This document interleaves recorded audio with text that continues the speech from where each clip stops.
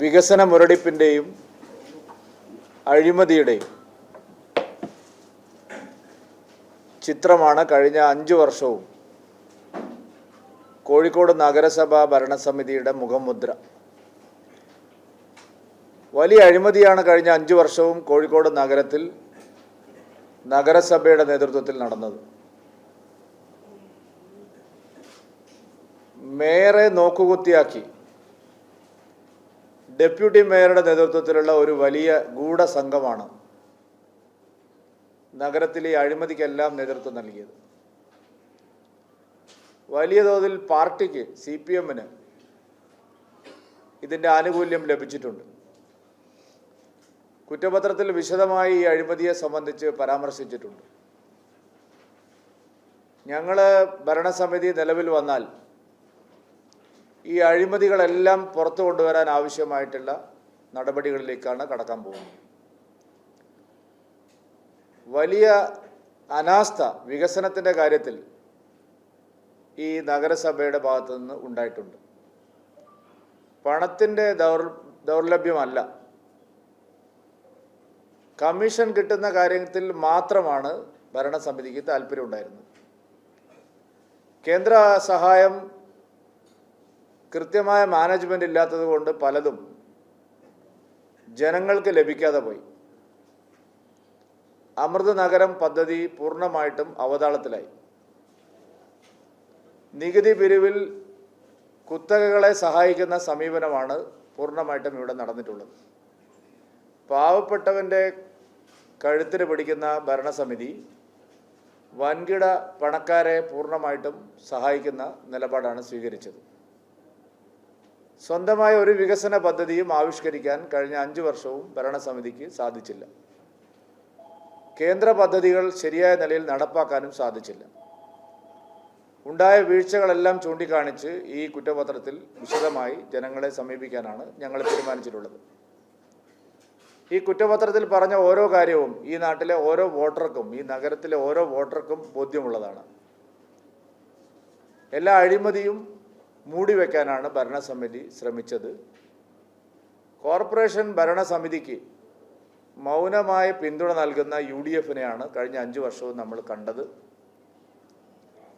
അതുകൊണ്ട് സമഗ്രമായ ഒരു മാറ്റത്തിനായി NDAയുടെ ഭരണസമിതിയെ വോട്ട് ചെയ്ത് വിജയിപ്പിക്കണമെന്നുള്ള അഭ്യർത്ഥനയാണ് BJPക്കുള്ളത്. ഞങ്ങൾ ഭരണസമിതി നിലവിൽ വന്നാൽ 45 ദിവസത്തിനകം കൃത്യമായൊരു ബ്ലൂ പ്രിൻ്റ് തയ്യാറാക്കി 5 വർഷം നടപ്പാക്കുന്ന പദ്ധതികൾ, സമയബന്ധമായി നടപ്പാക്കുന്ന പദ്ധതികൾ നാളെ പാർട്ടിയുടെ സംസ്ഥാന അധ്യക്ഷൻ അത് ജനങ്ങൾക്ക് മുമ്പിൽ വയ്ക്കും. ഈ തദ്ദേശ തെരഞ്ഞെടുപ്പിൽ കോഴിക്കോട് നഗരത്തിൽ LDF-നെ പരാജയപ്പെടുത്തി NDA ഭരണത്തിലേറ്റാൻ ജനങ്ങൾ തയ്യാറായിരിക്കുന്നു എന്നുള്ള കാഴ്ചയാണ് നാം കാണുന്നത്. പലയിടത്തും BJPയെ പരാജയപ്പെടുത്താൻ UDF-ഉം LDF-ഉം തമ്മിൽ കൈകോർക്കുന്നതായി കൃത്യമായിട്ടുള്ള വിവരങ്ങളുണ്ട്. പല ഡിവിഷനുകളിലും ഇപ്പോൾ തന്നെ LDF-ഉം UDF-ഉം തമ്മിലുള്ള ധാരണ രൂപപ്പെട്ട് കഴിഞ്ഞു. NDA പരാജയപ്പെടുത്താൻ വേണ്ടിയിട്ട് കോൺഗ്രസും CPM-ഉം തമ്മിലുള്ള ധാരണ വളരെ ശക്തമാണ്.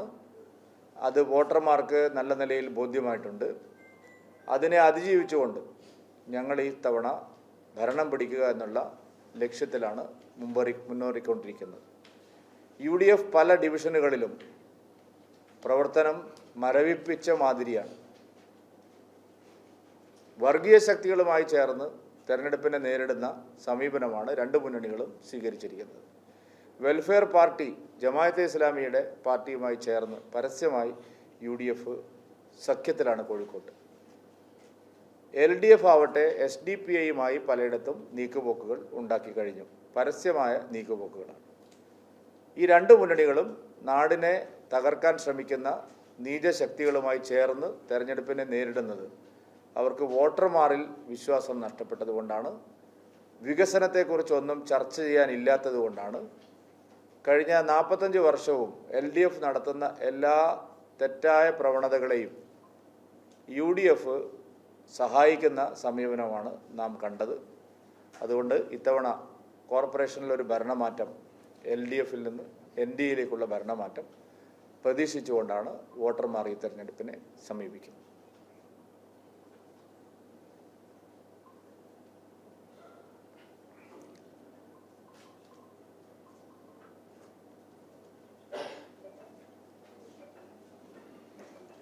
വേറെന്തെങ്കിലും ചോദിക്കാനുണ്ടോ? ഓ,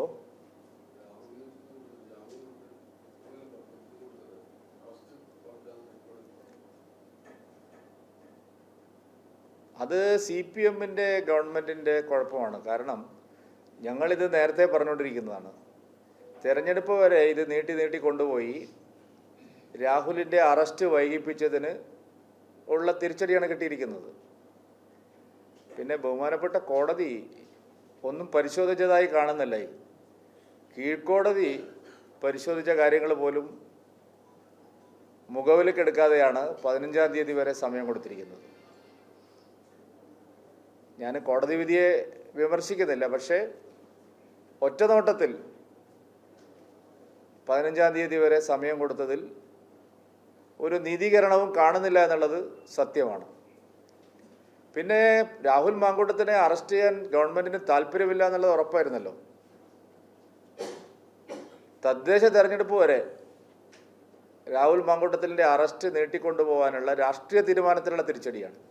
ഞങ്ങൾ ആദ്യമേ ഇത് ചൂണ്ടിക്കാണിച്ചതാണ്. കയ്യെത്തും ദൂരത്ത് മാങ്കൂട്ടം ഉണ്ടായിട്ടും അദ്ദേഹത്തെ അറസ്റ്റ് ചെയ്യാൻ പോലീസ് തയ്യാറായില്ല. ഈ ചർച്ച തെരഞ്ഞെടുപ്പ് വരെ നീട്ടിക്കൊണ്ടുപോകാൻ അവർ ആഗ്രഹിച്ചിരുന്നു. അതിനുള്ള തിരിച്ചടിയാണ് ഇപ്പോൾ ഉണ്ടായിരിക്കുന്നത്. പക്ഷെ ഒരു കാര്യം വളരെ വ്യക്തമാണ്, ഹൈക്കോടതി എന്ത് പറഞ്ഞാലും രാഹുൽ മാങ്കൂട്ടം ചെയ്ത തെറ്റിനുള്ള ശിക്ഷ അദ്ദേഹത്തിനും കോൺഗ്രസ് പാർട്ടിക്കും ലഭിക്കും എന്നുള്ള കാര്യത്തിൽ സംശയമില്ല.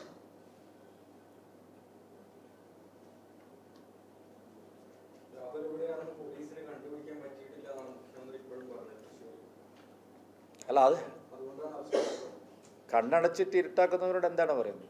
ഉറക്കം നടിക്കുന്നവരെ നമുക്ക് എണീപ്പിക്കാൻ പറ്റില്ല. രാഹുൽ മാങ്കൂട്ടത്ത് എവിടെയുണ്ടെന്നുള്ള കാര്യം മുഖ്യമന്ത്രിക്കും അറിയാം, പോലീസിനും അറിയാം. പക്ഷേ 9-ാം തീയതി വരെ അല്ലെങ്കിൽ 8-ാം തീയതി വരെ ഇത് നീട്ടിക്കൊണ്ടുപോകാൻ അവർ ആഗ്രഹിച്ചിരുന്നു എന്നുള്ളത് വ്യക്തമാണ്. കാരണം അദ്ദേഹത്തെ കണ്ടുപിടിക്കാൻ കേരളത്തിലെ പോലീസിലെ കൊലകൊമ്പന്മാർക്കൊന്നും കഴിയുന്നില്ല എന്ന് പറഞ്ഞാൽ മുഖ്യമന്ത്രി ആ സ്ഥാനത്ത് ഇരിക്കാൻ യോഗ്യനല്ലെന്ന് വേണം പറയാൻ. ഇവിടെ ജയിലിൽ ചാടിപ്പോയ ഗോവിന്ദചാമിയെ 8 മണിക്കൂർ കൊണ്ട് പിടിച്ചു. ഓർമ്മയില്ലേ? കണ്ണൂരിൽ നിന്ന് കഴിഞ്ഞ മാസം ഗോവിന്ദചാമിയല്ലേ കഴിഞ്ഞ തവണ ചാടിപ്പോയത്? അതെ, 8 മണിക്കൂർ കൊണ്ട് ഗോവിന്ദചാമി ജയിലിൽ ചാടി പോയിട്ട് പിടിച്ചു.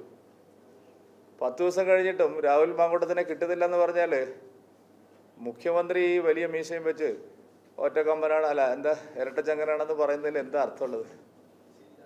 മീശയില്ലല്ലേ? ശരി.